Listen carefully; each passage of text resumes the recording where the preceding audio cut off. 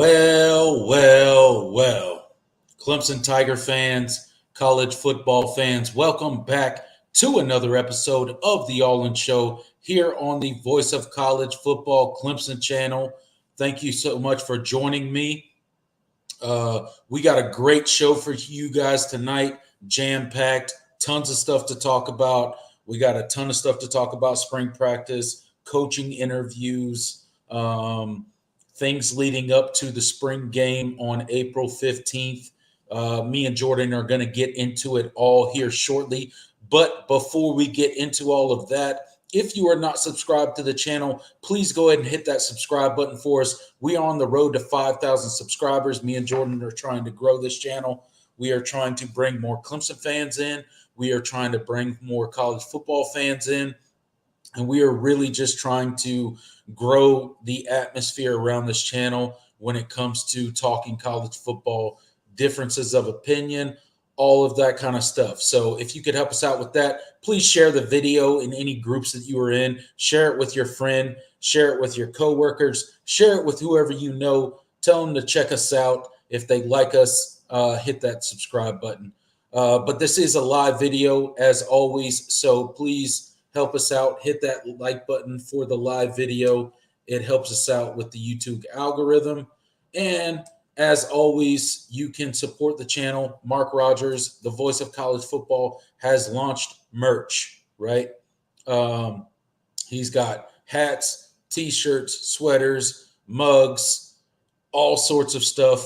Go head over to the main channel, which is the voice of college football, Mark Rogers. Go check out the store. There's numerous team channels that you can check out if any other team interests you for whatever reason.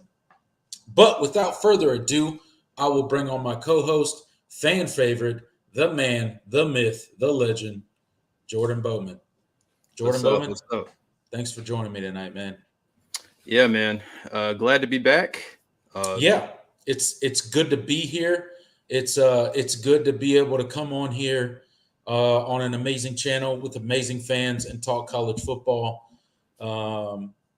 Unfortunately, I know we lost one of our own when it comes to the college football YouTube community. I know you knew him a lot better than myself, and that is, for anyone listening right now, that is Golden Blue Dude. Pumped out probably more videos than any college football YouTuber on planet Earth. But unfortunately, he had some health complications and passed away. But Jordan, like I said, you know him better than me, so I will let you take the floor. And shout out to Golden Blue Dude. Much respect. Yeah. I'm not going to pretend I wasn't like best friends with him or anything. I wasn't super, super close, but I got to know him pretty well over the past couple of years. And he was just a great guy. Just phenomenal work ethic. I remember when he was starting his YouTube channel, and he got a lot of pushback from people, and because it was something he had quit his job to do it full time. He had the mantra of uploading a video every single day. Yeah, I mean, that dude must have did 3-4 videos a day, right? I mean, yeah, it was pretty incredible. And Chris was just an amazing person. He was a great friend and contributor of the Mark Rogers college football community as well. Did multiple West Virginia live shows with Mark. Absolutely. And he was growing incredibly fast. And it's really a shame that his life was cut short. But all of our memories of him are absolutely positive. Yeah. And his legacy is definitely going to live on. Absolutely. Phenomenal person. So we posted the GoFundMe for his family. He was a father of 4. Yeah. And they hit their goal of $15,000, but we decided to put the GoFundMe link in there anyway, in case you guys wanted to donate. Anything can help. Obviously, because he didn't have, doing YouTube full time, you don't get all those benefits that you get with a traditional job. So no health insurance, no life insurance, stuff like that. So I know, as Jordan mentioned, that they did hit their $15,000 goal. But if any of you guys are so inclined to donate to the show tonight, please don't send any super chats. Don't send any money to the show in any way. Please go ahead and donate to Golden Blue Dude's family, Chris's family. As Jordan said, he's got 4 kids. He's got a wife that he's leaving behind. He's got a family that he's leaving behind. So they can use the money a lot more than we can, especially in a tough time like this. Especially him quitting his job, going YouTube full time. That's a leap of faith, right? Yep. And he did it to the best of his ability. Like we said, he posted, probably 3-4 videos a day. He was growing like crazy. And he was doing what he loved. So shout out to him for taking that leap of faith that most of us are too scared to do, right? And at least, he got to do what he loved full time before his time on this earth was done. So it's pretty incredible. And yeah. he's a reminder that, it doesn't really matter who you are and, where you come from. If you have a dream, you should go for it. Absolutely. And that's what he did. And he was, it was incredible how fast, he grew to, I believe he's at like 14,000 subscribers at this point. He grew incredibly fast, and he was able to do it full time. He built a huge community of loyal followers. I was a member of his Discord.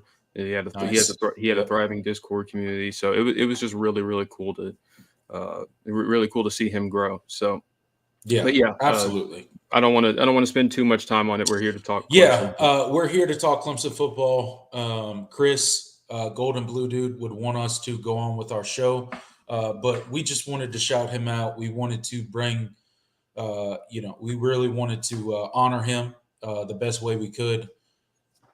So we will move on with our show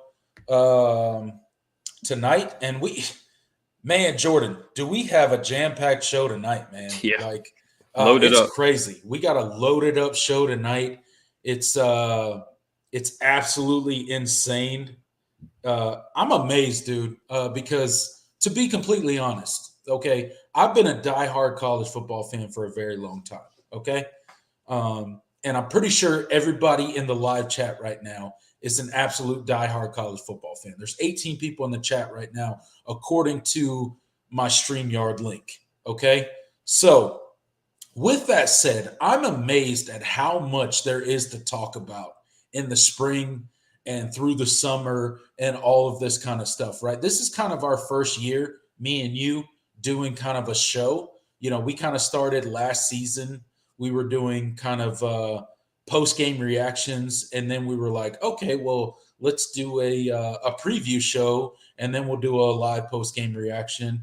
And then that turned into me and your show, what it is now, the All-In Show here on the Voice of College Football Clemson channel, which is a weekly show that we're doing through the offseason.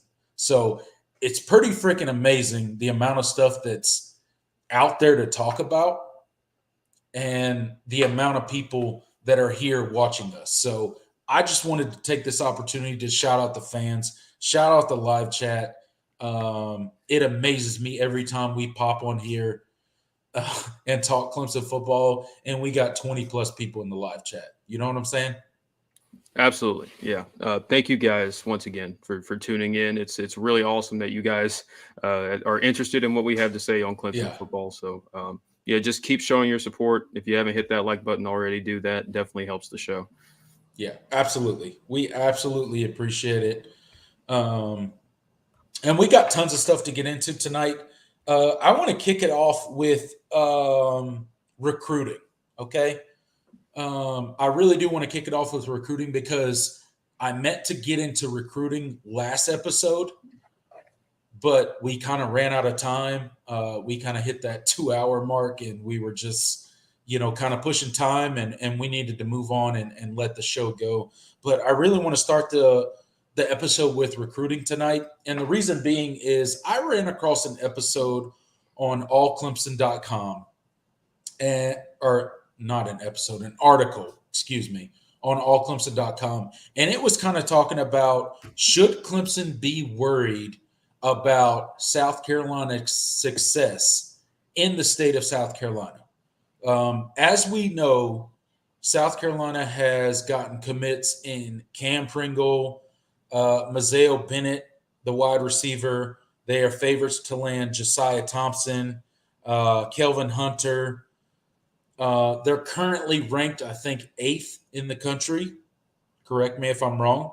Clemson is ranked I haven't 7th. checked the rankings, but I know they're in the top 10 somewhere. Yeah. So South Carolina is currently ranked 8th as far as this story that I read.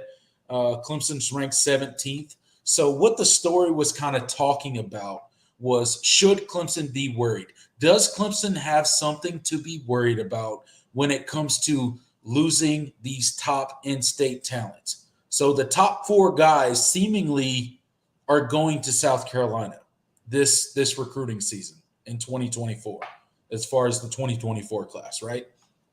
So does Clemson have something to worry about, or is this just something that, Clemson's more of a national brand? They're branching out to other states. You see Clemson grabbing offensive linemen from Texas. They're grabbing QBs from Texas. They're grabbing, the top recruits in Alabama. They're grabbing top recruits in Georgia. So is it something like that, where Clemson has just become such a national brand that they aren't necessarily as focused on the state of South Carolina? Or do you think Clemson has something to worry about?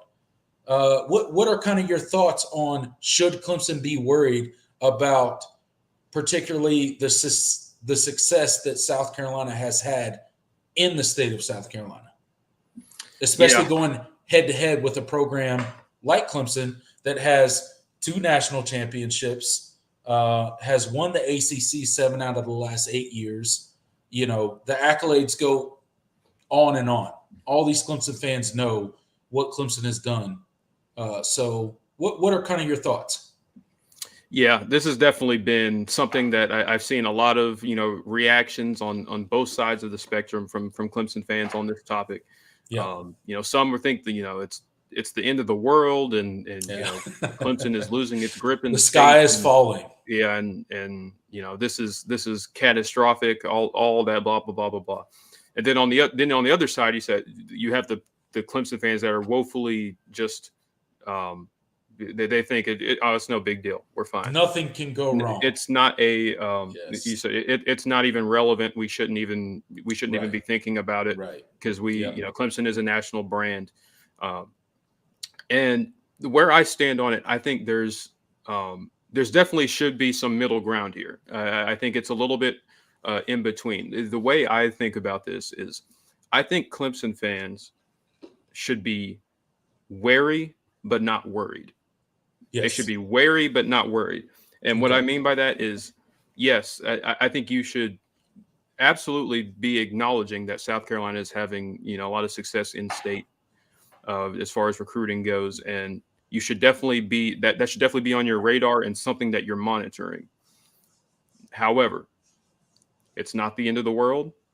It's not a it's not a catastrophic sign of a fall off for Clemson or something like that. It's not going to be detrimental for Clemson moving forward, because the people that say that Clemson is a national brand are absolutely right, and Clemson has had success as a national recruiting power now. So I think it's something that Clemson fans should definitely be aware of, and something that they're monitoring. And I think going into this season, I think there is a lot of importance as far as kind of regaining your credibility and kind of getting your swagger back as far as that goes, because just perception wise, I mean, they beat you on the field last year. And I think that's really the biggest thing that has contributed to kind of the swing and momentum in the state right now. Blake Frank, you mentioned some of the recruits that they've won in state. Blake Frank's committed to them this past week as well, who was considered a Clemson lean early on. So right. I think there's some overreactions, but I also think it's a situation that Clemson has put itself in. It's not ideal, but I think it's important that you go out this season, get your swagger back, win the game at the end of the season in Columbia, and kind of, because the perception of South Carolina is they're a team on the rise, especially with the way they closed the season, because they didn't just beat Clemson, they blew out top 10 Tennessee. Right. They were really competitive with Notre Dame in their bowl game. So there's the energy around Shane Beamer in that program right now is really, really positive. And I mean, I think rightfully so. He's doing a phenomenal job. He's really overperformed expectations 2 years in a row. So yes, is it something that Clemson fans should be a little bit not worried, but that they should be aware of? Yes. Is it something that they should freak out over? No. So yeah, and I think Jamarius Payne brings up a good point. He says, but a lot of guys going to SC are from the lower state, and those guys grew up Carolina fans. Plus, Carolina is a bigger product than Clemson. And then somebody else was talking about the linemen and wanting earlier playing time. And that's absolutely true as well. They saw earlier playing time going to South Carolina than they did coming to Clemson, because as much as, and we'll get into, believe me, we are going to get into the Clemson offensive line tonight on this show. I definitely plan on getting into Clemson's offensive line. But as much as people want to talk about Clemson's offensive line, we got some dudes in the offensive line. We got some guys that are currently at Clemson that are going to be some difference makers for them in the future. Make no mistake about it. So I do think there's something to be said about playing time being an appeal for some of those offensive linemen. And yes, I know some of them did grow up South Carolina fans, right? That obviously has something to do with it, right? Absolutely. And yeah, there's a lot of factors that are going. It's not just early playing time. It's, South Carolina is the shiny new toy right now, and they're just they have a lot of momentum. And it's real. And I mean, because Clemson has been such a national power, there's just that they've kind of, I don't want to say they neglected the state, because they had a really good in-state haul a couple of years ago, nabbing Jaden Lucas and Adam Randall and Antonio Williams, and those were like 3 of the top 4 guys in the state. So it's a balance. It's a balancing act, and there's a lot of things that are going in play. But I don't think it's solely Clemson is doing something wrong, and this is a huge problem. And if you think about it, South Carolina, even throughout its history, has won plenty of in-state battles against Clemson, regardless of where the programs have been at. They're the flagship school. They have the SEC logo. As much as Clemson fans groan and whine, that SEC logo has some power. It does. It 100% does. There are a lot of recruits who want to play in the SEC. It's a status symbol. The perception is that the SEC is going to prepare you the most for the league. All of that. The SEC has the most draft pick. It consistently gets the most draft picks every year. So I mean, there's a lot to be said about that as well. So there's certain things that, even as Clemson is a national power, they're still working at a disadvantage. So stuff like that is, I think there's plenty of things that are outside of as much as they're just inevitabilities. Yeah. As much as, people in the ACC or people in other conferences want to deny that the SEC logo does mean something. There are certain players that just want to play in the SEC regardless of where they play. They want to play in the SEC. Which was what was appealing to Blake Franks in particular, by the way. So that that's just it's a fact of the matter. Yeah, I mean, and that's some of the stuff you're going to deal with when you're a team like Clemson. Yes, you are an elite program. Yes, you are an absolute, no doubt, national championship contender most years. But sometimes that's not what's important to guys, right? Sometimes guys care about the patch that's on your jersey, whether it be ACC, SEC, Big Ten, whatever, right? Some guys care about that, and you know you and you can't deny it, because in order to deny it, you would basically be, ignoring the elephant in the room, right? Everybody Yeah. knows that the SEC, as far as a conference, carries weight. We may not like it. It may not be the best thing for our teams, right? Because we play in the ACC. We play in a conference that is not the SEC. So that's not something that we're excited to hear or that we're excited to admit. But it is what it is, right? And you have to acknowledge it.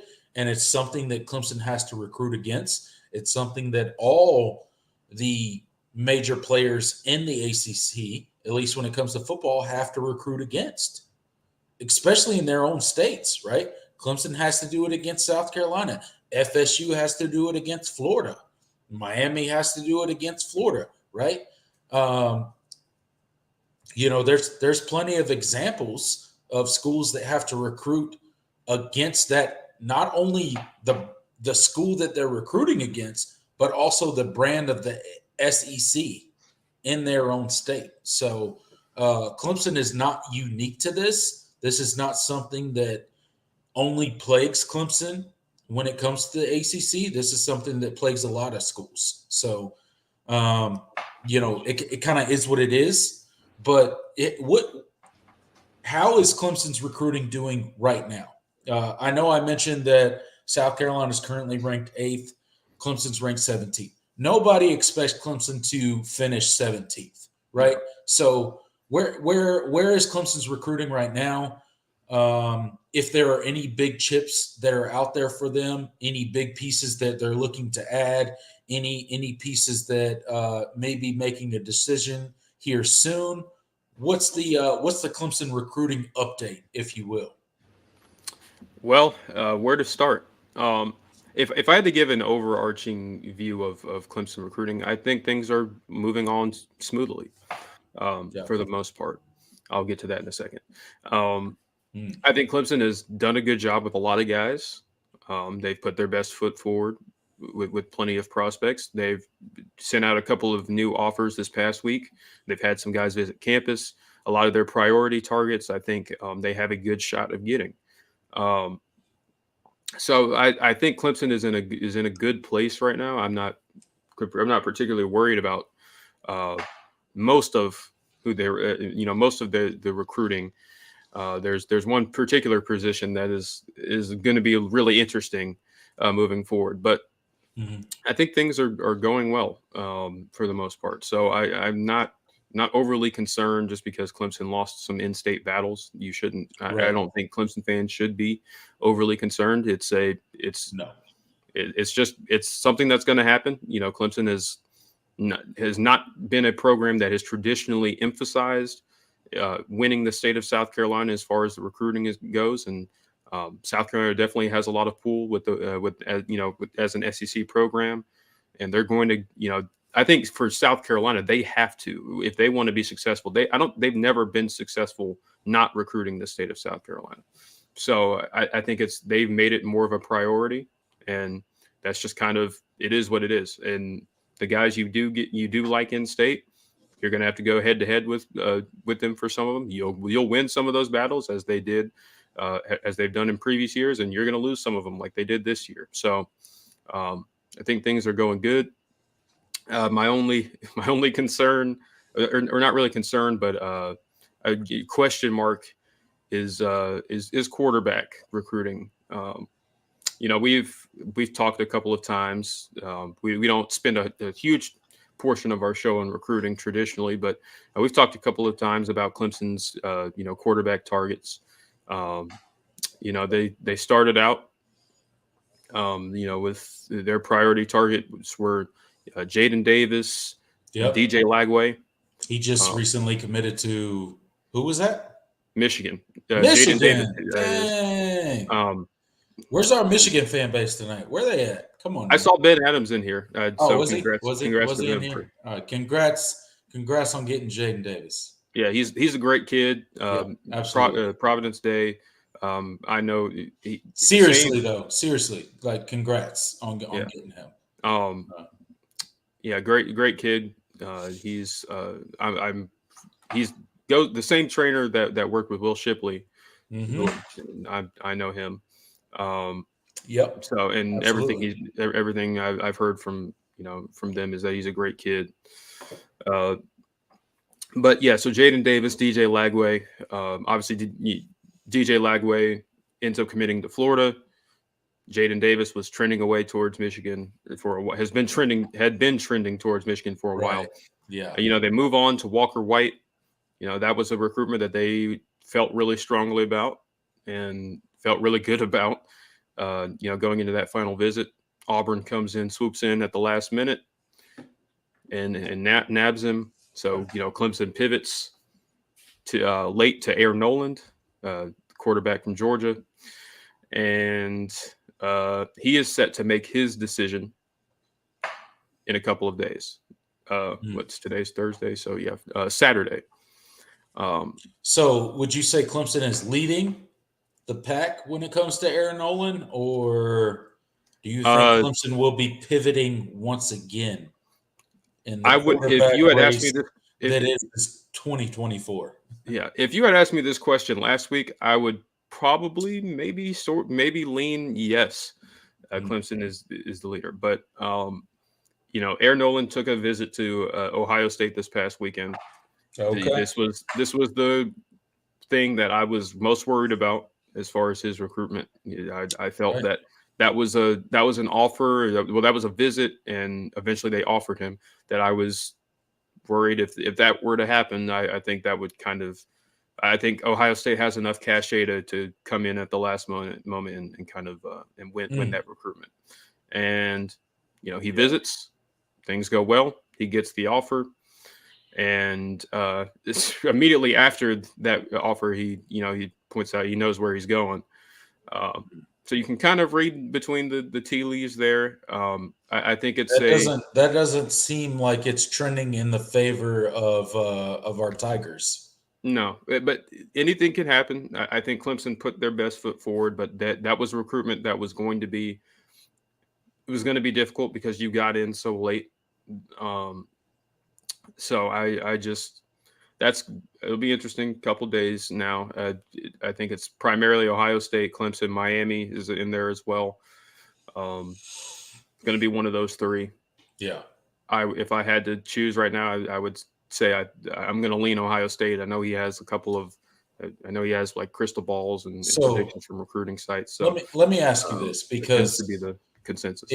College football is all about stacking talent, right? Because no one's roster is safe. At the end of the day, any season, once the season is over, anyone can transfer for any reason, whether you're expecting it or not, right? So is this a class where Clemson has to land an elite QB, or because Clemson has a Cade Klubnik, a Chris Vizina, and guys like that on campus already, can they afford to not necessarily land the elite guy in 2024? Can you afford it? Yeah, I think you can afford it, but you are taking a very calculated risk. Yeah, I do think the goal should be Clemson has a couple of options here. right. They can pivot to a lower rated guy, probably not very high up on their list. A lot of the quarterback targets that Clemson is known to have been in contact with, like Jake Merklinger, who just committed to Tennessee, they are trending. They have either committed or trending elsewhere.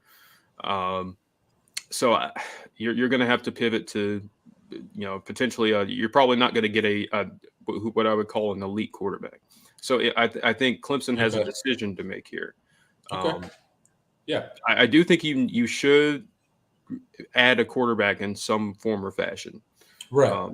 Yes. So the options are you pivot to a guy that's considerably lower on your board from the high school ranks.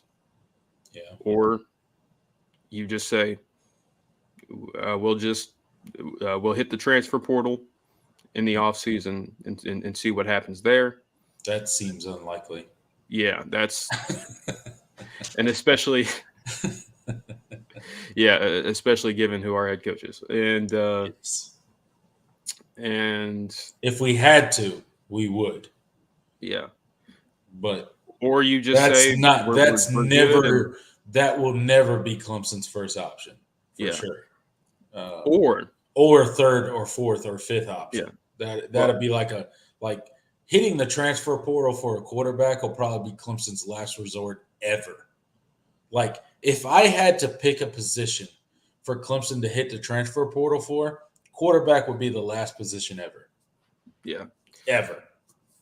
So, with Dabo Swinney as head coach. Absolutely. I think you do need to add a quarterback in some form or fashion because Paul Tyson is not going to be on the roster next year. Right. He's out of eligibility. And then you got a Cade Klubnik that if he performs well this season will probably be out after next season. And then where is Chris Vizina? Is he still around next season? Did he transfer because he's not getting playing time? Yeah. It's such a crazy time in college football because your roster is truly never safe. You're resetting your roster every offseason. It's kind of reminiscent of the NFL, if you will, except for literally everyone's a free agent every single season, unlike the NFL, right? The NFL, you got dudes locked down in contracts. In college football, anyone can transfer any year ever, right? So I don't know, man. Interesting times. Yeah, and then there's also another option, which kind of would, which I highly doubt would happen. I'm listening. You push hard for a 25 kid that you can get to reclassify. That is probably the least likely option, considering how Clemson recruits and how they slow play and all of that. That's not. So you would have to. I would assume you would have to get on somebody early, a quarterback that you really liked early in the 2025 class, like Ryan Montgomery for example, Clemson 5-star quarterback. If Clemson were to somehow just land a commitment from him that early, which they won't, they don't. Well, if they offered a guy like that and they were like, "Hey, we're going to offer you, we're going to bring you on, you need to reclassify," right? Like you're saying that. Yeah, well, they wouldn't say you. They probably wouldn't put it in those terms, like you need to reclassify, but they give him the option because that's always difficult because obviously it depends on the player where they are academically. Whether the school, some schools don't allow students to graduate early, depending on certain. Right. So that's a really tricky situation. South Carolina did it with Lenora Sellers, or Lenora Sellers he was a 23 kid. Mm-hmm. Who am I thinking of? Dante Reno. They didn't end up doing that, I don't think. But I think that's something they wanted to do. So it's always tricky. And that's probably the least likely option considering how Clemson recruits, all of that. So I think your options are you take a lower rated guy, a guy that you don't really expect to necessarily ever be in contention for a starting position, but you'll at least have some depth there, or you hit the transfer portal. And I saw someone say that, I saw John talk about, how Dabo has taken 2 transfer portal quarterbacks in the past 2 cycles. Yes, that is absolutely true. Right. But I think those are pretty. Are those really transfer portal quarterbacks? Well, they are, but I think the circumstances surrounding those quarterbacks are they transfer portal quarterbacks but are they actual quarterbacks that Clemson ever expects to suit up and play a game for Clemson? No. Well, no, and that's kind of the. I mean, that's kind of the thing. No. I get taking a transfer portal quarterback for depth, and so I'm not even looking at it from that angle. But those dudes, I'm saying that I'm saying that the circumstances between those two, where they were coming in knowing they weren't expected to come in and compete for the starting job. Yeah, I mean, and eventually take a graduate, right, and that's what I'm saying. It's those like don't come around every cycle. It wasn't like our two pickups through the transfer portal when it comes to the quarterback position. They were never supposed to play. They were kind of glorified coaches that still donned a uniform on Saturday just in case the catastrophic scenario played out, right? Right. It was never to really contribute to the quarterback room other than leadership and coaching. That's what those dudes were brought on. Depth. Yeah, and depth, of course. Depth if catastrophic things were to happen. But other than that, Paul Tyson and Hunter Johnson were not brought back to play quarterback at Clemson University ever. Right. So and yeah, those, and you're not going to get those kind of guys every cycle. That's right.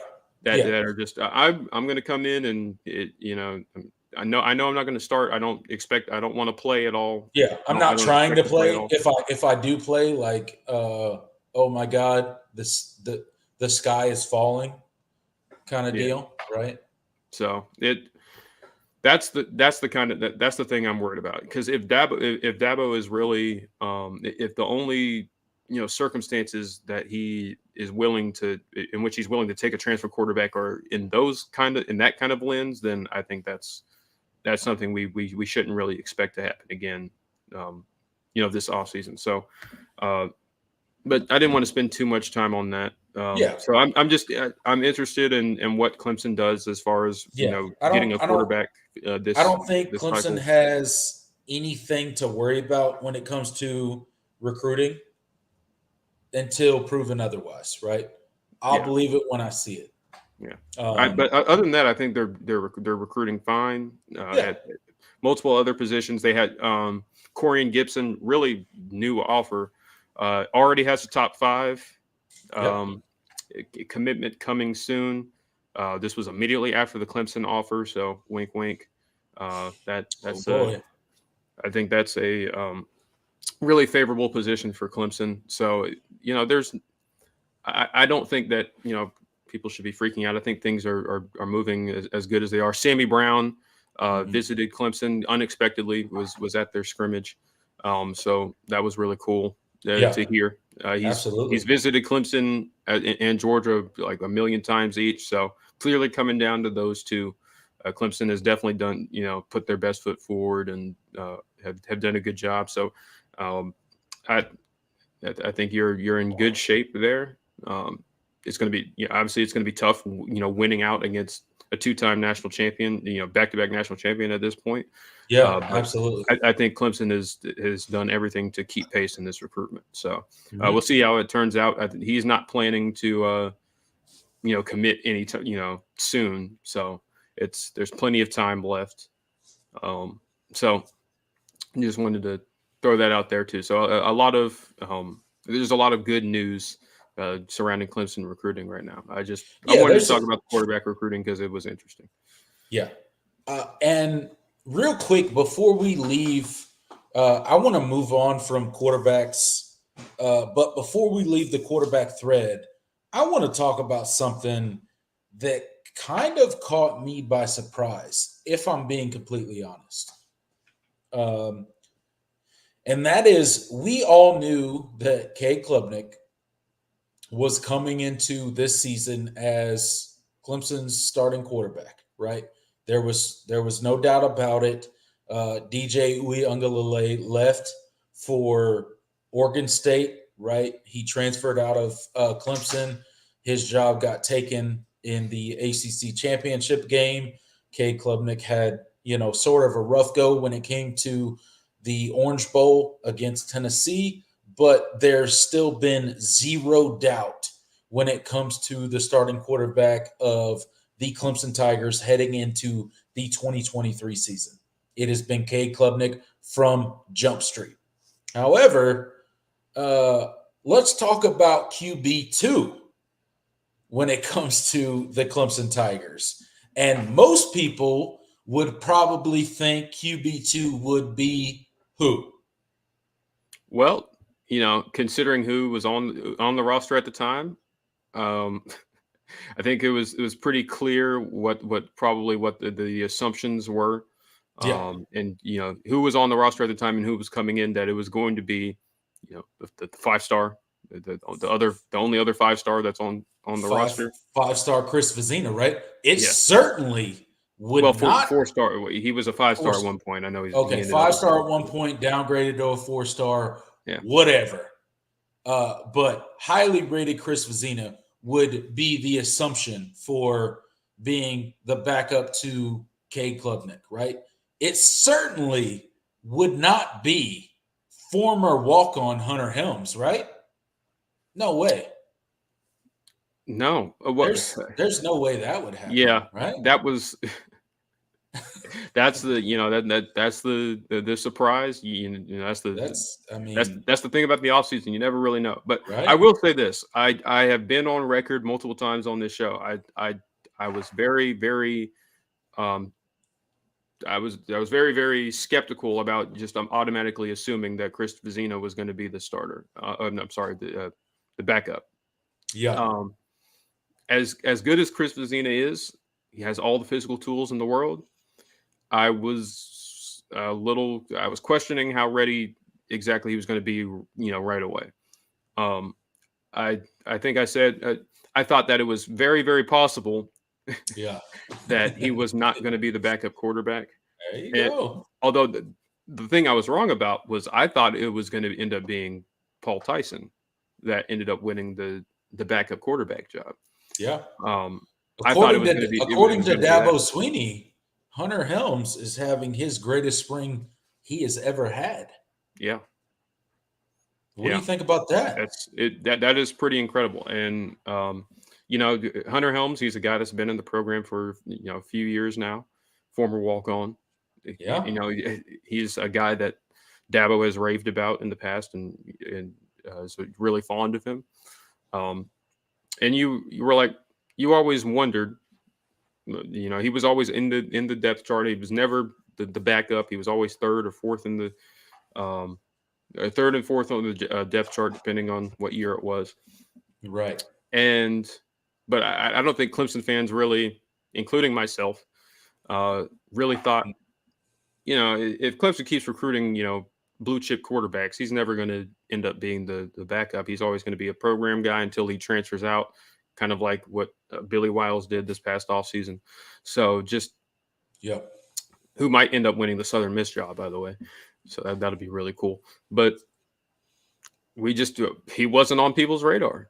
And in retrospect, it probably seems kind of silly to not have had him on the radar because of things that the staff has said in the past about him and how long he's been here.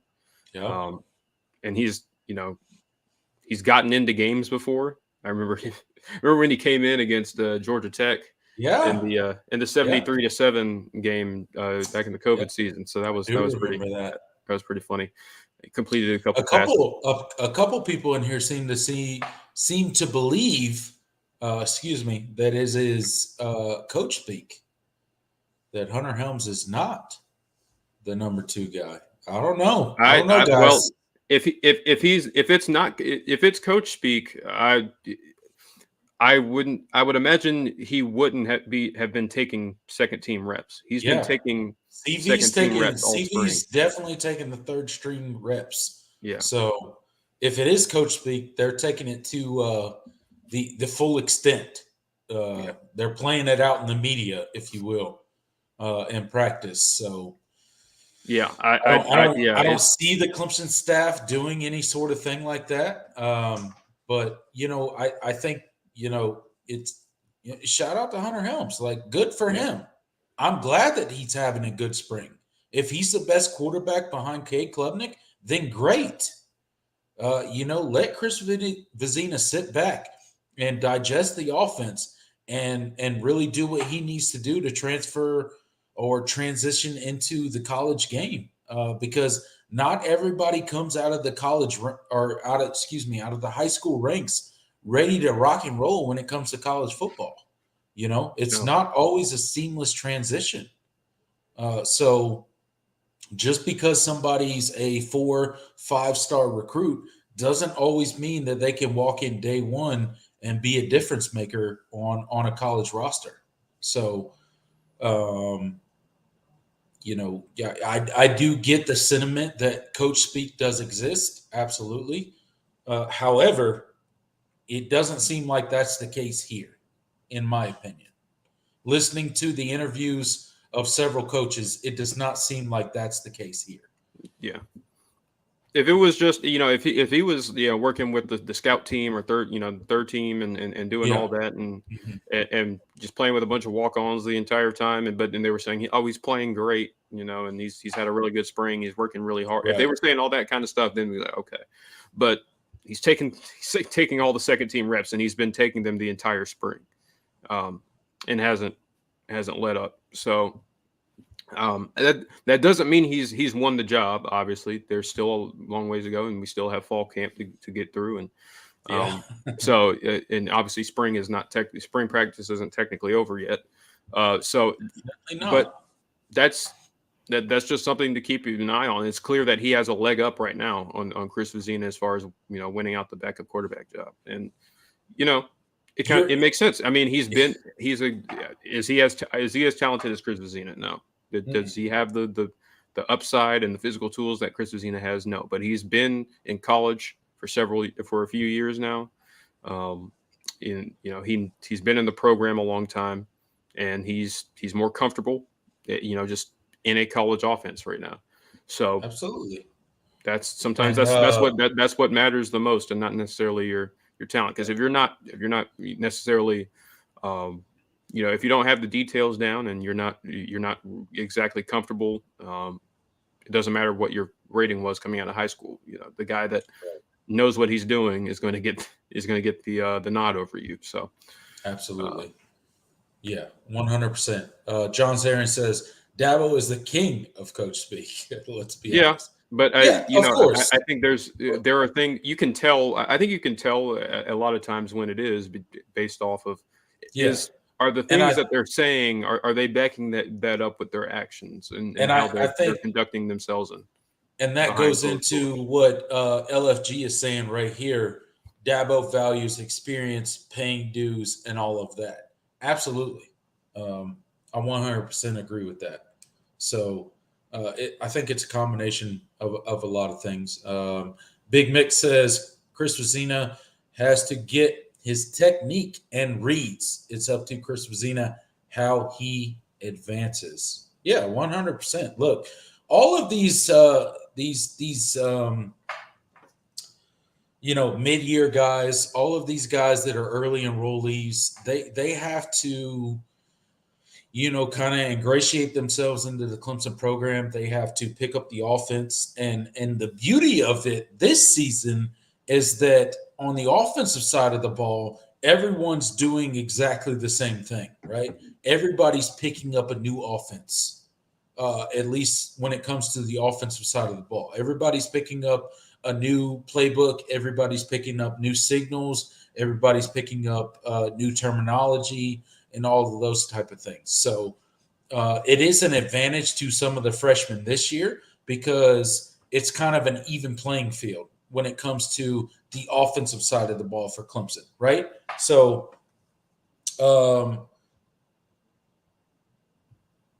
let's get into our next topic, Jordan. And that is Josh Pate. Do you know who Josh Pate is? No, never heard of him. Never heard of him. Isn't he actually, I think I have. Isn't he the guy that created that Outer Banks show? I think that's him. Yeah. He's the guy that was on Outer Banks.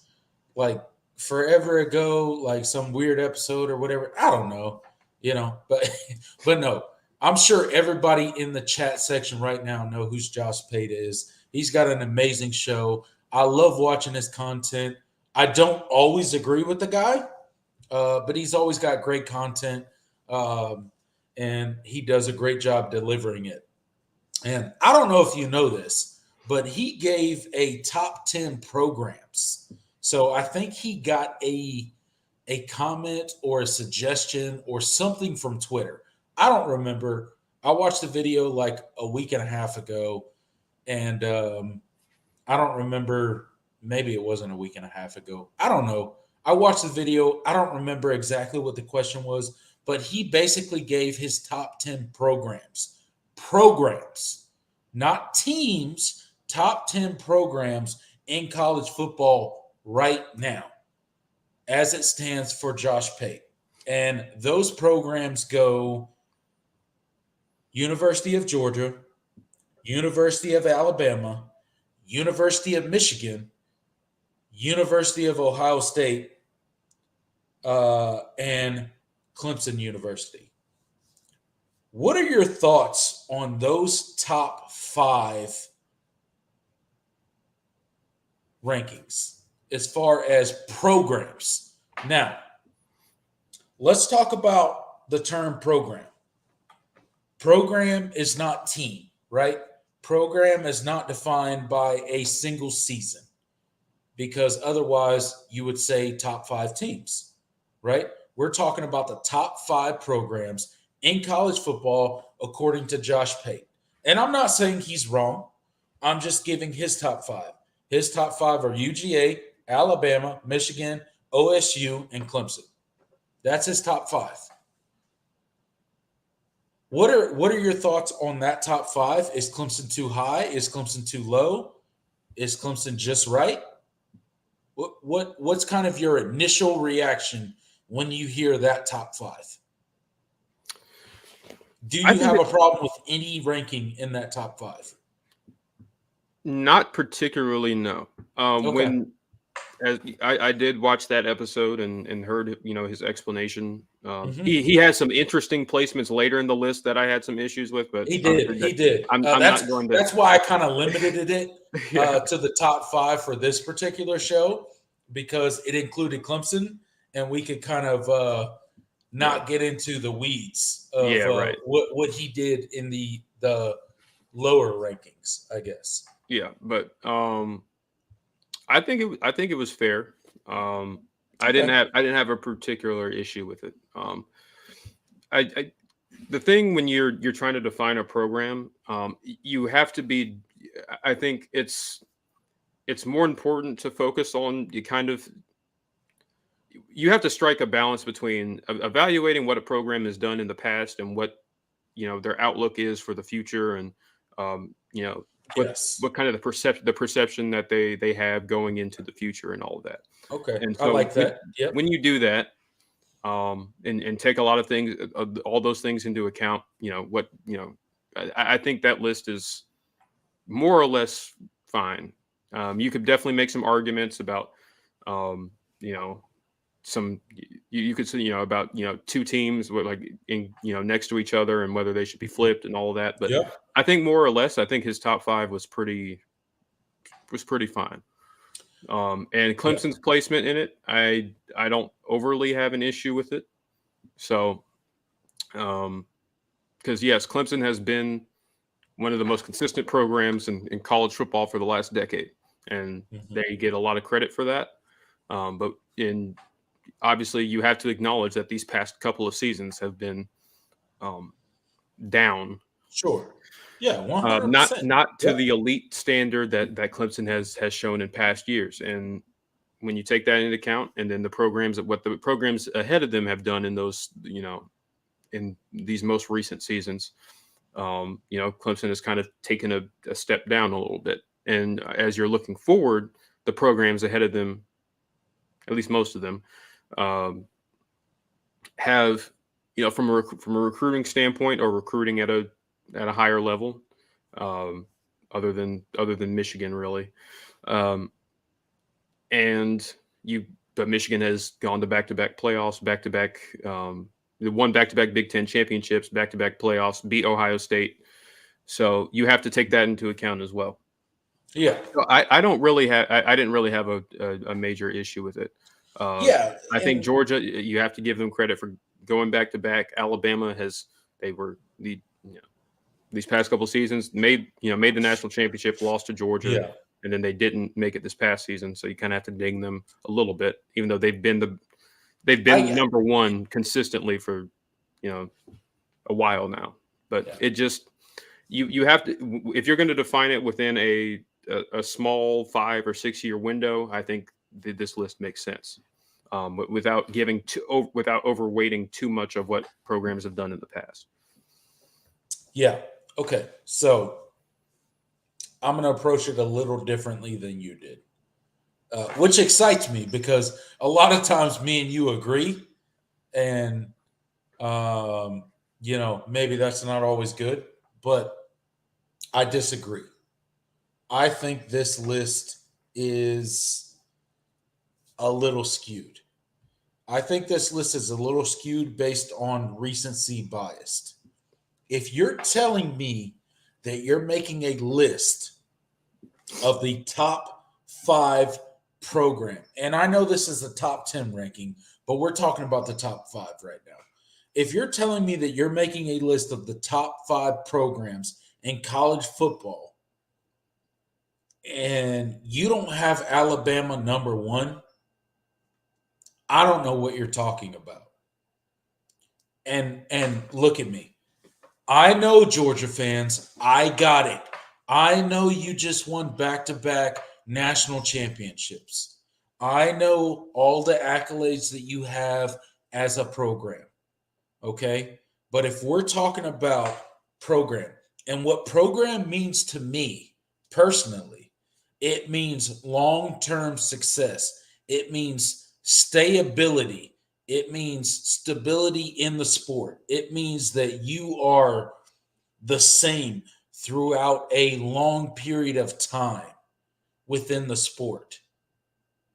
And nobody echoes that more than Alabama and Clemson.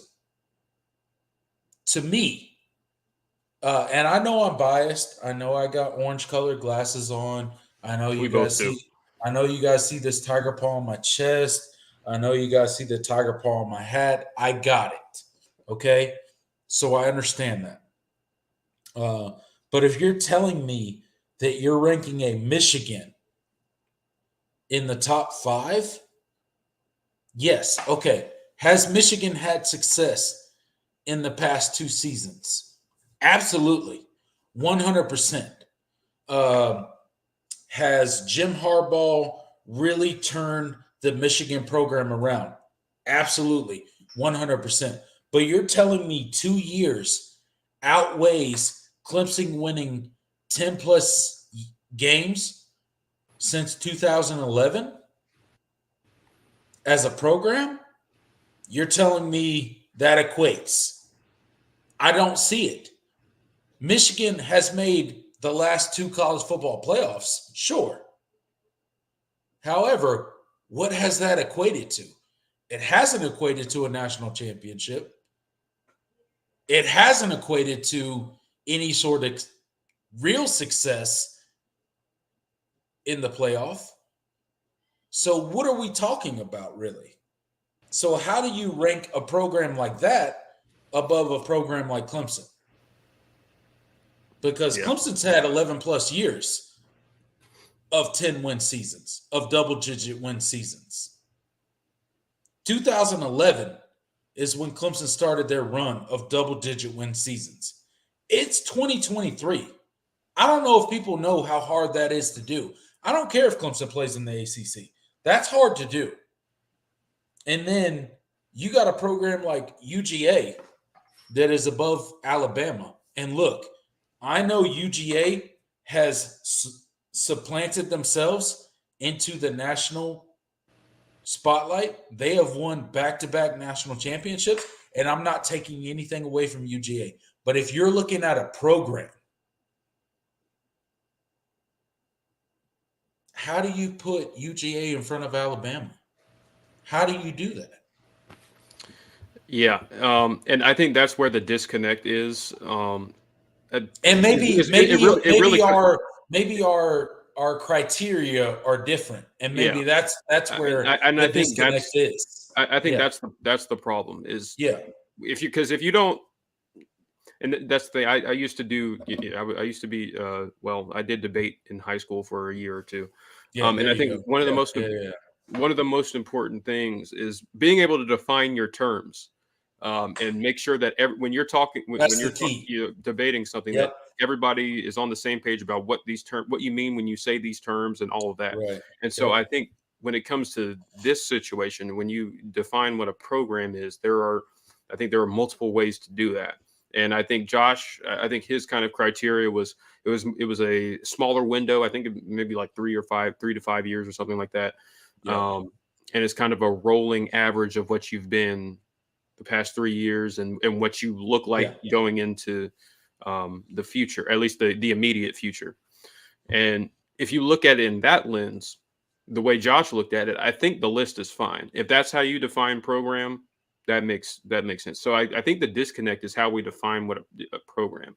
If I understand. yeah, Yeah, if you're a yeah. guy I do, that values longevity and sustained and success, I which is do. a I just, perfectly valid way to do it, yeah. then that's I kind of just, I I value longevity. I value doing stuff over an extended period of time. Um, and as much as I respect what a lot of programs have done, they haven't been consistent enough, right, to be deemed as the elite programs, right? And what else I will say is a couple years of recent success doesn't always mean that you're an elite program. I agree. Well, You know, I don't think he really defined which teams he said were elite. I think well, I there's mean, if you're in the top one or five, if you're in the top five, you're an elite program. yeah, I mean, I guess it just well it depends because there can be a drop off between 3 and that's 4 true. or That's 4 and true. 5, which You're right. I You're kind of right. think there is. Absolutely. Yeah, you're Um, right. Okay. I think I think there's a clear separation. Even though Michigan has beaten Ohio State on the field back-to-back seasons, I do think there is if you're talking about a program, I think there's a clear separation between Ohio State and Michigan. And I think if you're looking at it through Josh Pate's, criteria, and then I think Michigan and Clemson is interesting because if you're looking at the past 3 years, Michigan has more college football playoff appearances technically in those past 3 years. Yeah, but if you're Um, looking at a program standpoint, I yeah, mean, their head coach is interviewing for NFL jobs every season. Like yeah, what are we talking about? right. And they're not out recruiting Clemson or anything like that. So No. it's definitely there's And definitely an argument to be had there. what So surprises I'm just me saying. what surprises me is that he put Michigan above Ohio State. That really surprises me.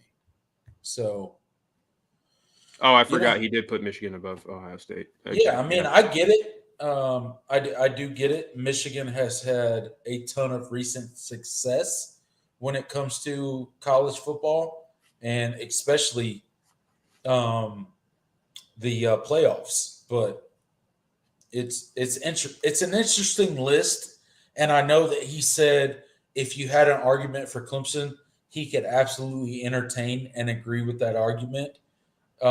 So I don't think he was completely convinced with his list. I think he just kind of made it, and he was like, "This is kind of where I'm just going to put him." There's arguments for everybody on this list, yeah. and I think that's kind of the premise that he came from it with.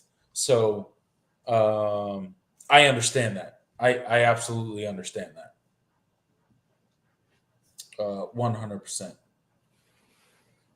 But it's an interesting conversation. But yeah, It is.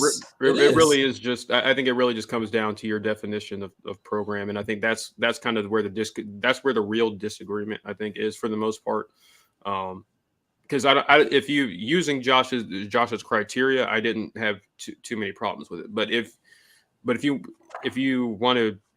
disagree with how he defines program, I think that's where the conversation needs to be had. And I think I definitely think concessions need to be. I think there's a balance, but I think concessions definitely need to be made when a program has been consistently at a high level for an extended period of time, and I do think that should carry more weight. So there's definitely it's interesting, but I think regardless, I don't think it matters. Obviously, it doesn't matter what a ranking says about Clemson. No. They're well within their own power to go out and win and change people's minds. But I think just part of it is there's a negative perception around Clemson as far as because they've just been perceived to take a step back compared to what they've been. So, if you come out this season, Cade Klubnik, the offense looks great. Clemson gets back to the playoff. I think there's, I definitely think people will reevaluate kind of how they view Clemson going forward for sure. All right, absolutely. Shout out to Josh Pate. He goes live. I think he's live during. I think when we go live, I think he's like finishing up or something like that. So he goes live at 8. So. He better be. Yeah. I'm just kidding. We can't compete. But I'm gonna talk my ish regardless. I feel you. This is the Mark Rogers, Voice of College Football Clemson channel. We are the standard when it comes to Clemson football. Okay. Damn right. But let's talk about the trenches, Jordan. Yes, sir. I really want to talk about the trenches. We have not focused enough on the offensive line in the offseason so far this season. We've talked a lot about the defensive line. We've talked a lot about the linebackers and the cornerbacks and the safeties and the quarterbacks and running backs and yada, yada, yada, yada, yada. But guess what? It all boils down to the trenches. And we have talked about the defensive line, but we haven't give quite enough love to the offensive line and the offensive side of the ball when it comes to the big uglies up front, okay? So we got a guy in Thomas Austin that has been the offensive line coach for going on his second season, right? No, third. Third. Is this his third season? Wait. I believe so. No, second. You're right. Second season. Second season. Yeah. I'm high. Okay. I'm not high actually, but I'm just. You guys know what we're talking about.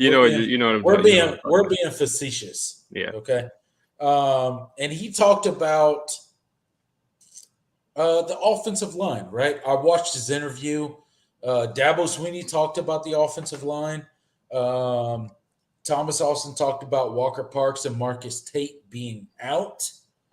And how that has allowed the younger guys underneath them, because Walker Parks, Marcus Tate, those guys have kind of been deemed to be starters on the offensive side of the ball, especially along the offensive line.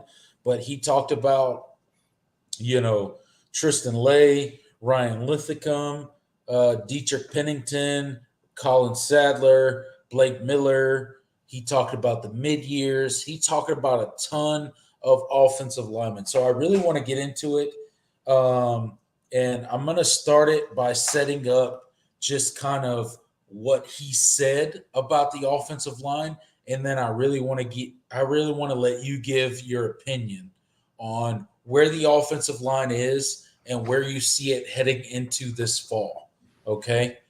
So Walker Parks, he talked about how, Walker Parks struggles to keep weight, but how he's been in the weight room every single day. All he sees him doing is eating, and that he's 90% on the zero gravity treadmill, right? He's running in a straight line, and that he'll be full go come summer, right? He's not full go right now, He's not competing right now, but Walker Parks will be full go this summer. He talked about Marcus Tate, and he talked about how he's gone through individual drills. He's doing well with change of direction, and that if a legit game was being played on April 15th, that Marcus Tate would be playing in that game. So that's a big deal, right? When it comes to Clemson's offensive line, that's a big deal. If a game was being playing on April 15th, Marcus Tate would be playing. That's a big deal. He talked about Tristan Lay and about how he's improving. He's changed his body composition. He's good in the run game. He's focusing on stopping the bull rush. Ryan Lithicum, he talked about how he started at center because Will Putnam was out with a wedding. Shows up every day. He needs to focus on being more vocal, being a bigger communicator when it comes to the offensive line. Dedrick Pennington working on being consistent. He's just not a consistent guy. Dabo Swinney reiterated that in his interview about him not being very consistent. He needs to grow up. Colin Sadler, he had a good spring. He's battling Tristan, plays with an edge. Blake Miller, obviously we know what he did. And then the mid-years. He's really satisfied with the mid-years. They've done a lot of stuff, and he's really looking forward to how they play in the spring game. So your outlook on the offensive line, I know we haven't covered them a whole lot, but give me everything you got on the offensive line. I think this is one of the probably arguably the most. No, I'll say the second most important position group as far as their this spring as far as their development.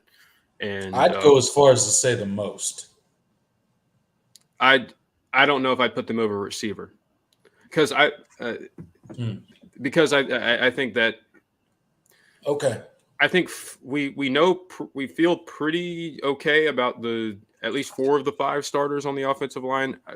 We really only feel okay about 1 or 2 wide receivers, but I believe you. Okay. Yeah. No, you're right. You're right. So it's.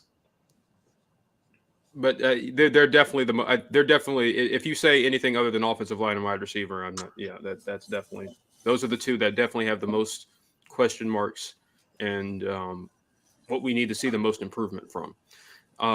So I think the goal for this, we've said it in the past, the goal for this spring for the offensive line is developing depth.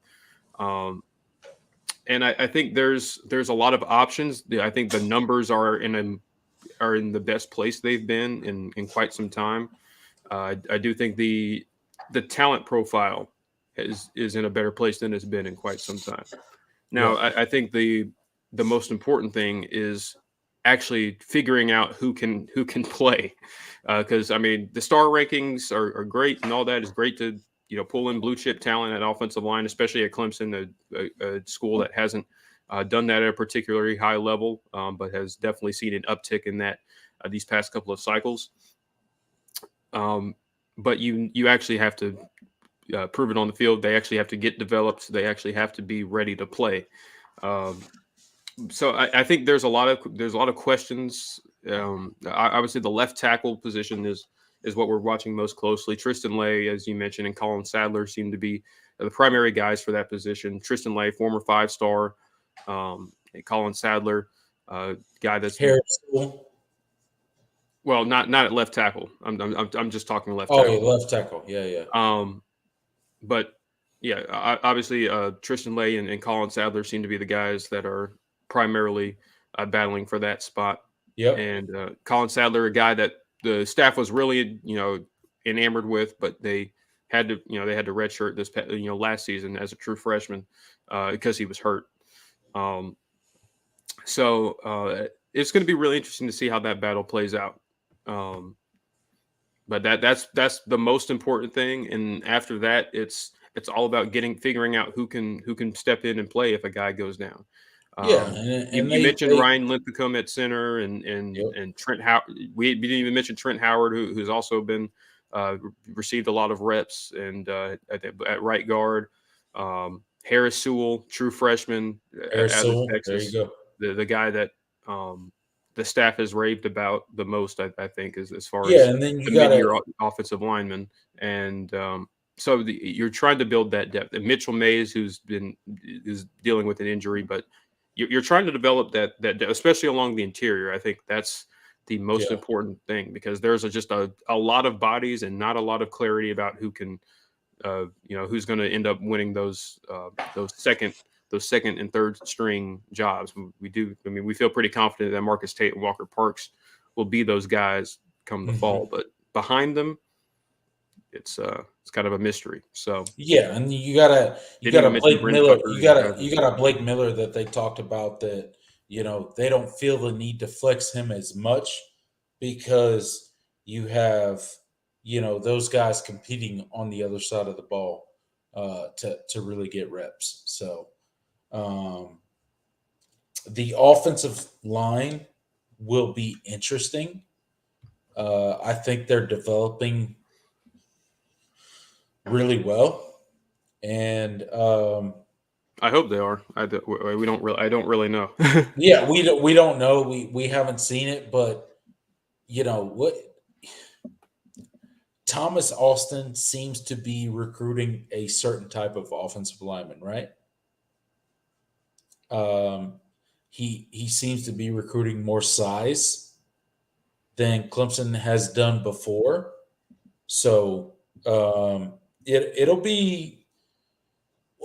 We'll see. We'll see how it plays out. We'll see how they develop, and especially with a new offensive coordinator, especially with a new offensive staff.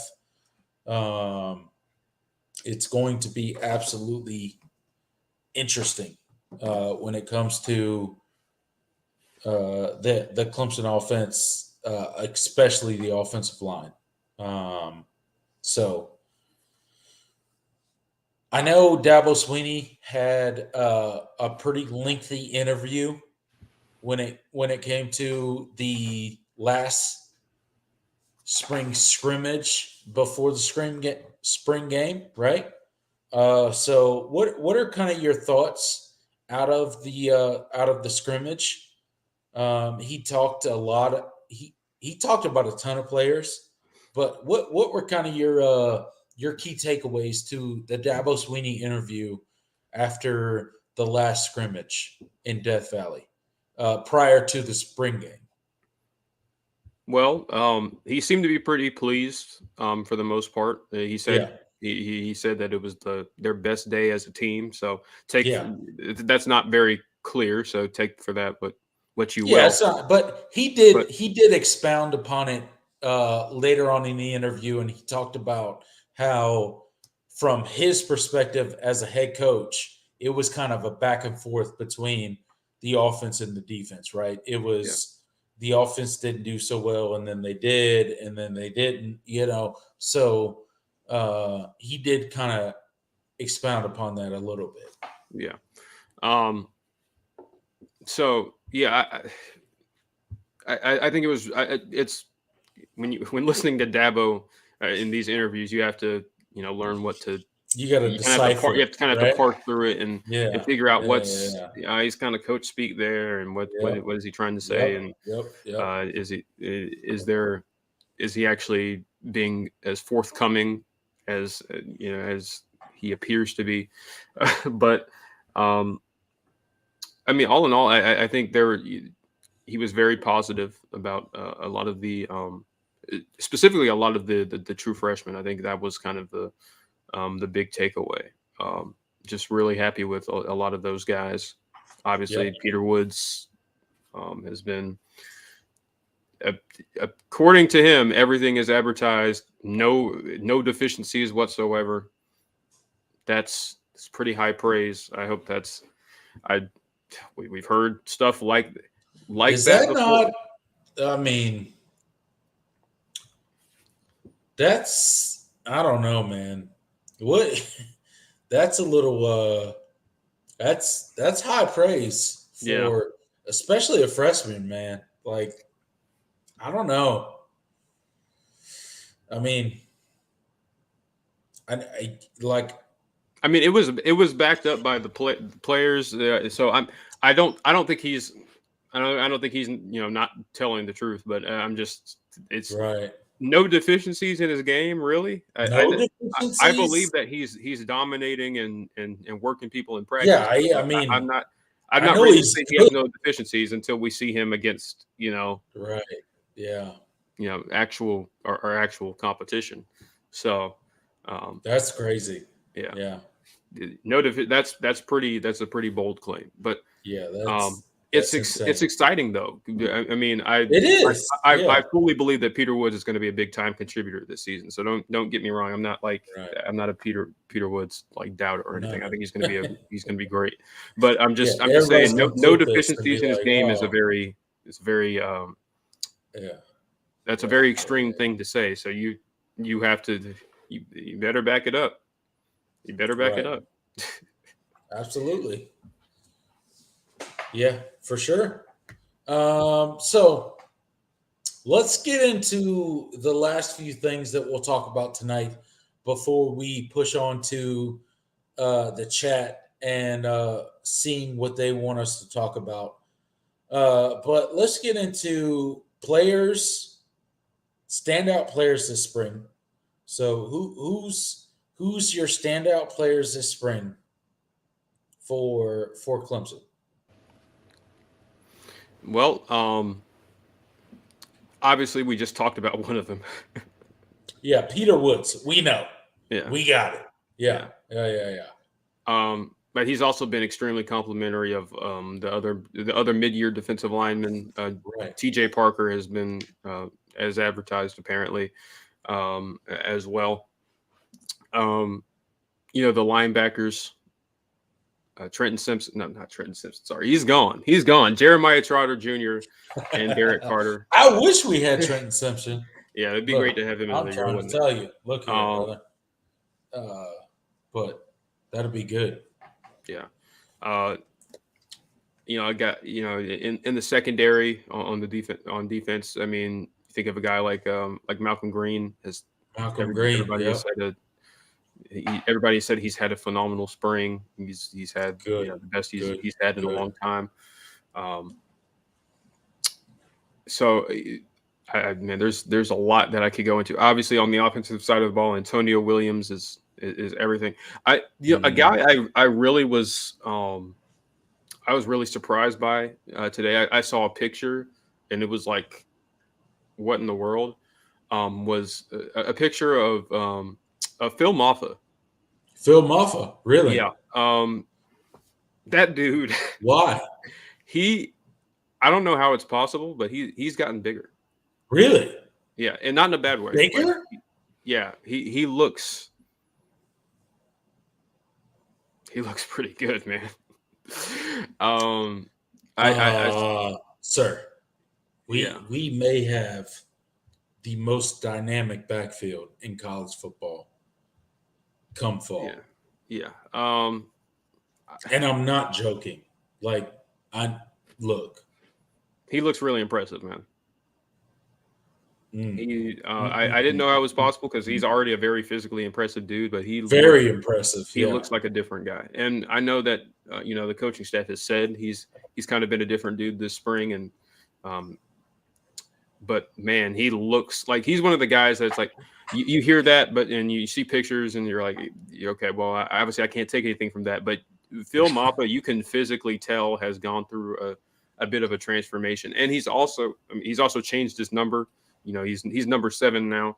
Obviously that opened up when Kobe Pace transferred out. So hell yeah. He man, I wish I still had the picture. I think it. But regardless, dang it, dude. He looks really good. He looks really good. I'm really excited about him. Just like I think I don't know how it's possible, but his quads have gotten bigger. He just looks more physically imposing than he already Yeah, did. I mean, like the dude is an absolute stud, right? Yeah. He's an absolute beast.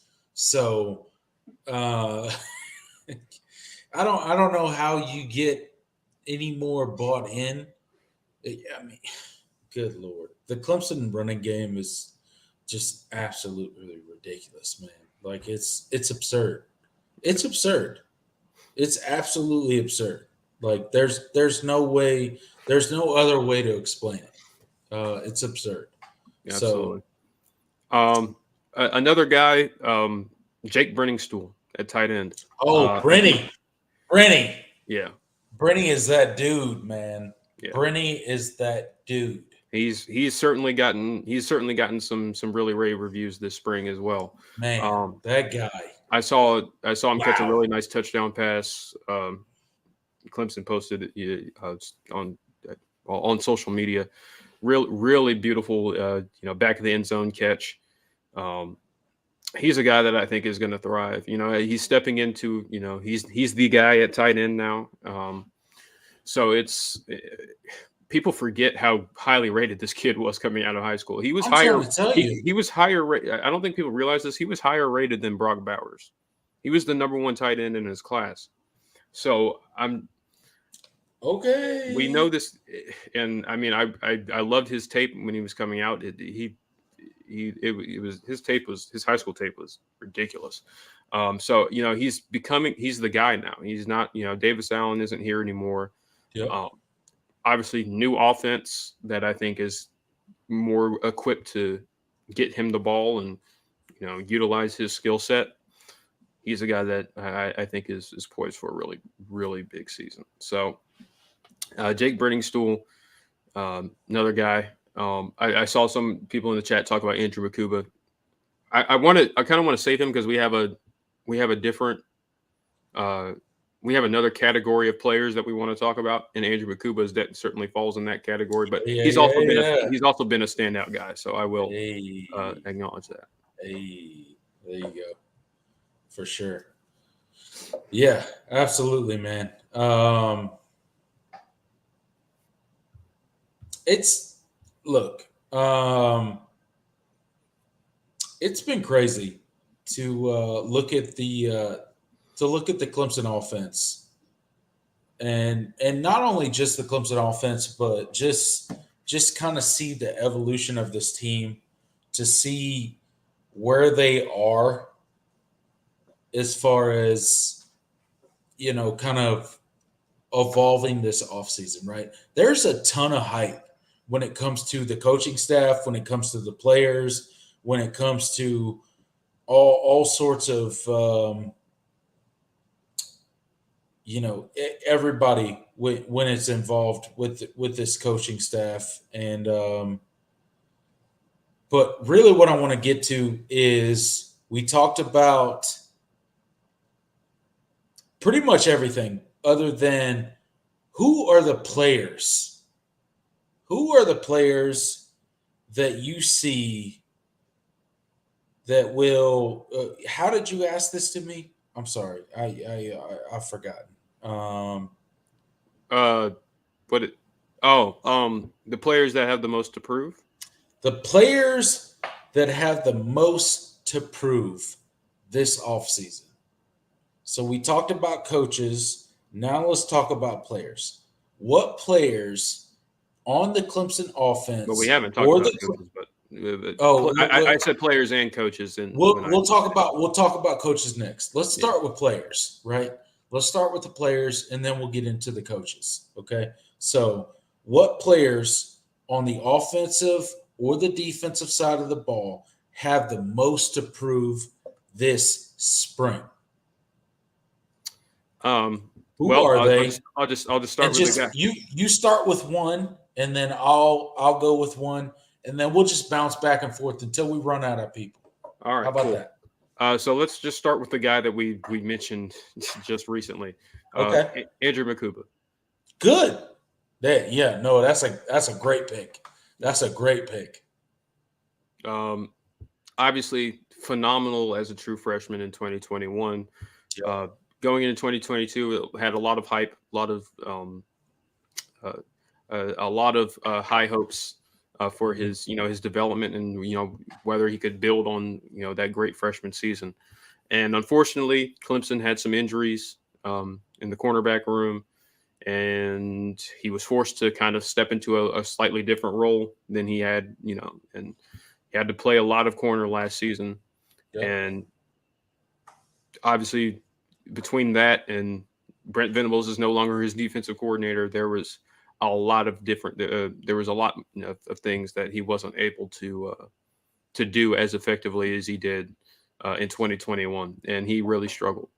And I think he's a guy that has come into this offseason with a new mindset. I think he's obviously it's great that he's going to be repping solely at strong safety for the most part, solely at strong safety. No more playing a bunch of corner, because Clemson, I think, actually has the depth, at least the numbers, where they don't have to rely on him to play as much corner. So I think that's going to allow him to play more free, and so I think that's huge. But he's definitely got a lot to prove. He's a third-year guy. He's stepping into a leadership role. He's now one of the more experienced guys. Yeah. So he's got a lot to prove this spring, and I think he's done that. But Yeah. we'll see how see how that translates to the field. Okay. I got a guy in XT. Okay. As you know, XT is one of my favorite players to ever play at Clemson University. He was a freshman All-American. He's had an up and down career when it comes to injuries, right? He had the 2020 illness when it came to COVID-19. He had a lot of complications with that. He's been extremely outspoken when it comes to just mental health and kind of stuff like that, right? And what I heard from this past week, and the coach is talking about him, is that he's stepping up. He's being a vocal leader, and that's not who he's been in the past, right?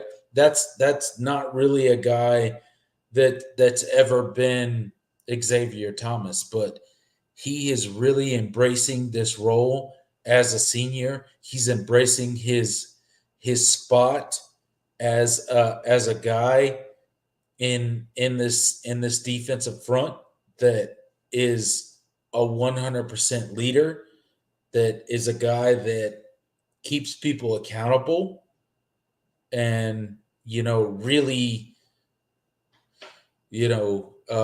furthers the leadership on this team.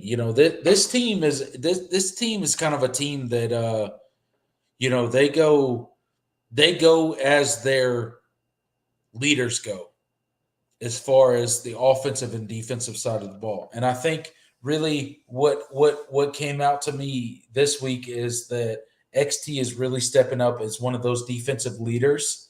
And I hope he partners with those guys on the offensive side of the ball and really blends together this team when it comes to, really just making this the year that Clemson, returns to greatness. They return to what they're supposed to be on the offensive and defensive side of the ball. Yeah, that's a great one. Obviously, XT. I think the world of him. He's been through so much, and he's the old guy now. He is the old guy He's in the still room, Tyler right? Farouk, but he's still. I think he's a 6-year guy, and I think He's 6-year guy. They're Yeah, 5-year guys. Yeah. So yeah, he's the old one in the room. He's the senior now. So he's definitely got to step in and lead by example for sure. And All right. Yeah. he's gotten great reviews this spring. And so Who else you got? I think he's poised. I'm going to go with Bo Collins. Ooh, that was my next one. Oh, That I'm was my sorry. next one. Sorry, I I'm glad. stole. No. I'm glad you took it. Go ahead. Take it away. Yeah, Bo is just. I think the biggest question for Bo is can he stay on the field, and two, can he be consistent while he's on the field? Because I think Bo has had when he's been on the field, he's had some really, really great moments, and he's flashed at times about how I think he was Clemson's most reliable season receiver in 2021. For sure. Yeah, But 100%. this past season dealt with injuries, and just the consistency wasn't there. He had some drop issues. So I think that putting it all together this season and really becoming a really reliable weapon, and I think is going to be big because he's a junior now. He's definitely he's also one of the older guys in the room now. So, and he's got some young guys that are looking to kind of cut into his play time. So he's got to prove it, and he's definitely a guy I thought that possibly in the offseason he considered transferring, but he stuck around, and I think he's a guy that is going to have to be a really big time contributor for Clemson, because you don't really have any proven guys, and you don't really have that leadership outside of him. So he's definitely got to be one of those guys for sure. Yeah, absolutely. Let's see. Who do I pick now? You know what? I'm going to go with. Who am I going to go with? I'm going to go with. I'm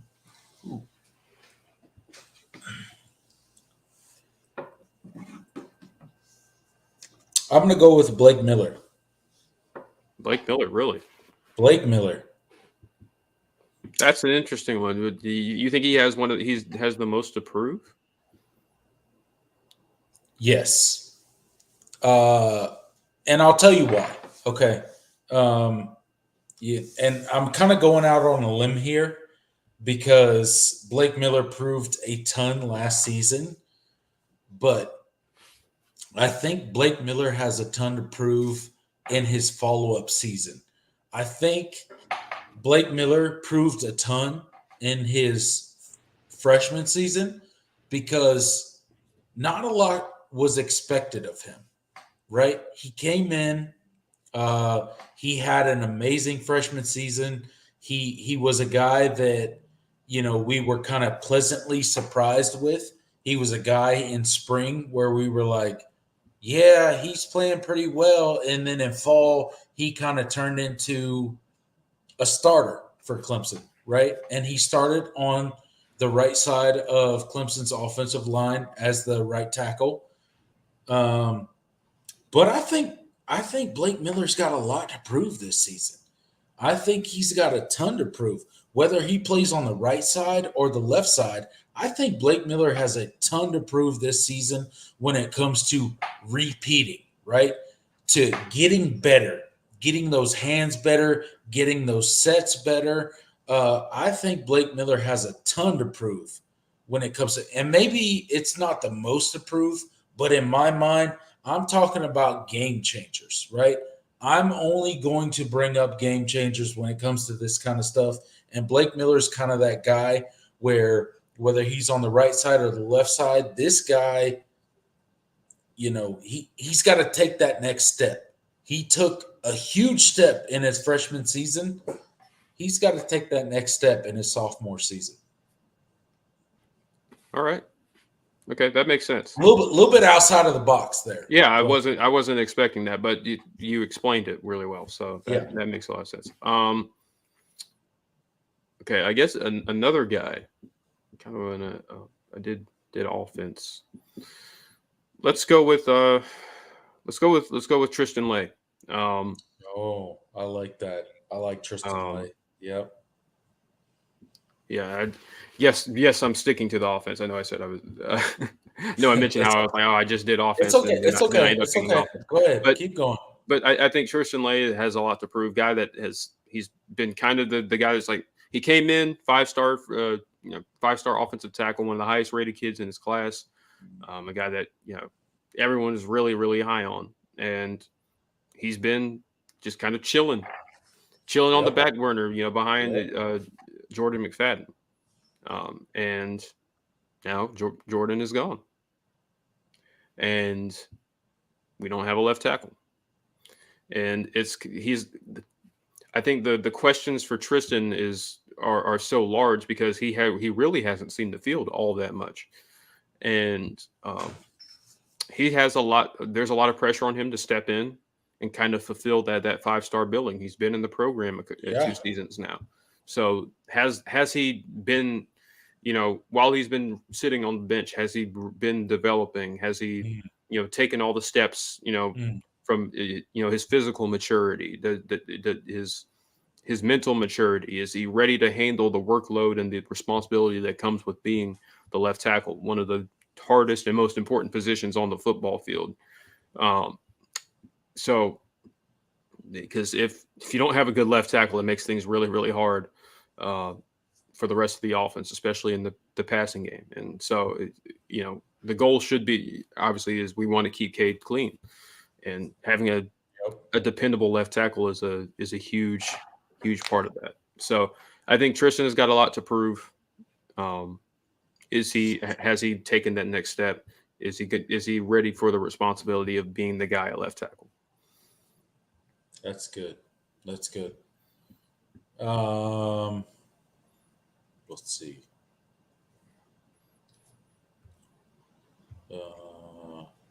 see who am I gonna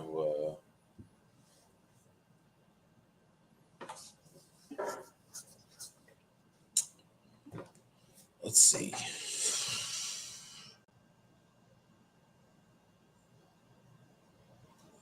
I don't know who I got now. I already got mine. Who you got? I was going to go. Now I'm actually going to go on the defense. I'm going to go with Sheridan Jones. I know who I was going to go with. Go ahead. You're good. Go ahead. I got you. Sheridan Jones, he's obviously been in the program a long time now. Yep. He's been a consistent part of the program for a while now. But it's time for him to really step into that leadership position and really kind of take hold of the room in general, and really kind of be that vocal senior leader. I think that's something that I think this group really, really needs, because you have a lot of youth, you have a lot of new faces who have really impressed this spring, but they're still young, and you have some really, really talented guys that kind of need that leadership. And I think another question for Sheridan is staying healthy. He hasn't been able to stay on the field all that well. Last season he was in and out of the lineup. Right? Didn't really rely on him being there. And so I think that he's a guy that needs to step up his play and step up as a leader, and be able and make sure he's doing the things to keep himself on the field.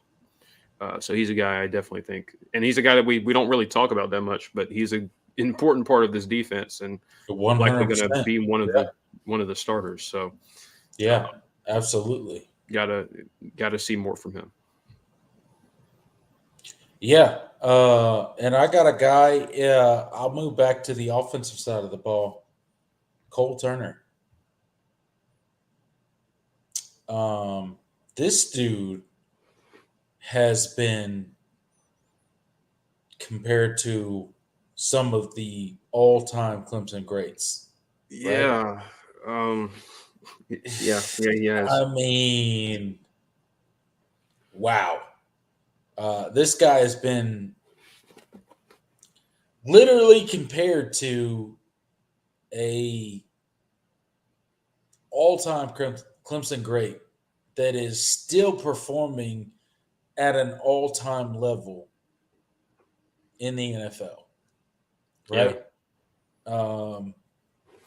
Which is pretty. And that is DeAndre Hopkins. Yeah. I mean, Mr. Hands, Mr. 10-inch hands or whatever it is. But Cole Turner is a guy that has a ton to prove, and it's mainly because the coaching staff has put a ton on him. Yeah. I mean, right? The coaching staff has put a ton on Cole Turner. They have kind of put a target on his back when it comes to being a receiver at Clemson. And look, I know he had a lot of success when it came to the last 4 games of last season. However, that's a tough act to follow, man. When they start talking about DeAndre Hopkins, I mean, what are we doing, man? Like that's tough, bro. That is tough. That is tough. Yeah, that's a good one. You certainly saw flashes last season. Yeah, but he's another guy that you're gonna have to that's gonna have to be a big time contributor for you. So he's got a lot to prove. He's got tons of rave from the coaching staff, and that's that there's a lot of distrust with the Clemson fans, rightfully so, when it comes to rave reviews about the wide receiver room. How many years did we hear about how great Joseph Ngata and Frank Ladson were? They were the next coming of DeAndre Hopkins and Sammy Watkins. So it's Mike Williams, so on and so forth, right? Yeah, it's really been a crapshoot on whether the guys the receivers that they've hyped up turn out to be good. I mean, Antonio Williams was a guy we heard about. He wasn't even an early enrollee, but we heard a bunch about when he came in the summer and through fall camp, and he actually delivered on it, but doesn't happen all the time. So we don't know. I mean, we see the flashes. He looked really good. I mean, the dude he's that white boy can jump and he's fast. So, but can he be a consistent contributor for this team? No. And be a true weapon. So he's got to prove that. Yep. No, absolutely. All right, man. I think that does it for us tonight, man. Yeah. We covered a bunch. That's the show, man. Like it's been crazy tonight. We've covered a ton in the show. Wow. Wow. Let's do a shout out to the chat real quick before we get out of here. I know we got Jamarius Payne, Angel Moss, Edward in the chat. Let's see. Who else we got? Who else? That's all I see right now. But thank you guys for getting into the chat. Thank you guys for supporting the show. We really do appreciate it. We are on the road to 5,000 subscribers. I know there's 18 of you in the chat right now. Please hit that like button if you haven't already. Subscribe to the channel. Me and Jordan bring you this live show every night, 9 p.m. on Thursday, at least for the next couple months. And then it'll switch back to the 7 p.m. normal time slot that we have. But also, shout out to Golden Blue Dude Chris. If you have not donated to his funeral arrangements, please go ahead. I will post that